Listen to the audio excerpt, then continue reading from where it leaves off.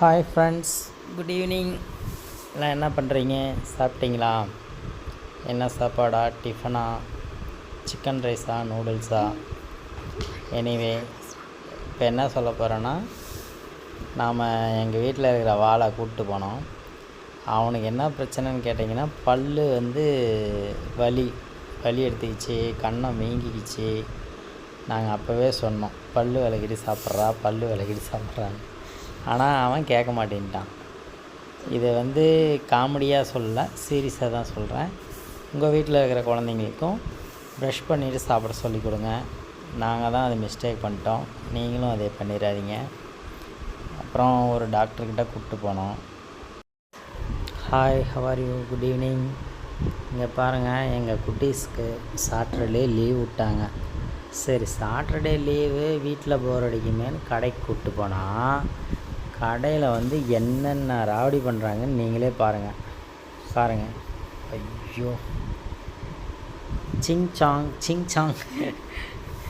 இவங்க சுட்டி டிவி பார்த்துட்டு கடையில் போய் சுட்டி டிவி பண்ணுற வேலையெல்லாம் பண்ணிகிட்ருக்காங்க. இவங்க எப்படி சண்டை போடுறாங்க நீங்களே பாருங்கள். WW மாதிரி அடிச்சுக்கிறாங்க. சேரை தூக்கி அது மாதிரி தான் அடிக்கிறான்.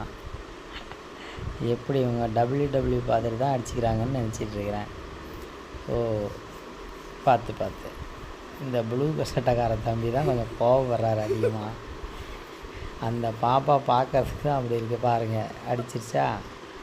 Hi friends, good evening. என்ன பண்ணுறீங்க? எங்கள் வீட்டு சுட்டிக்கு ஒரு சைக்கிள் வாங்கி கொடுத்தோம்.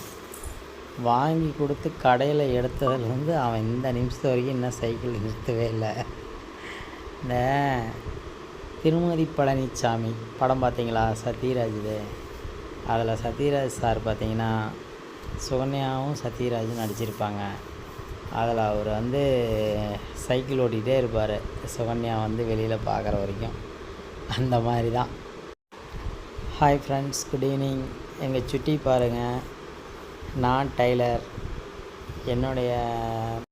எங்கள் வீட்டு குட்டீஸ் பார்த்தீங்கன்னா கடைக்கு கூப்பிட்டு போகணும். அவன் எவ்வளோ பொறுப்பாக வேலை கற்றுக்கிட்டான் பார்த்தீங்களா? ரிவேர்ஸ் எல்லாம் ரிவேர்ஸ் விடாமல் கரெக்டாக நேராக சுற்றுவான், தையல் விடுவான்.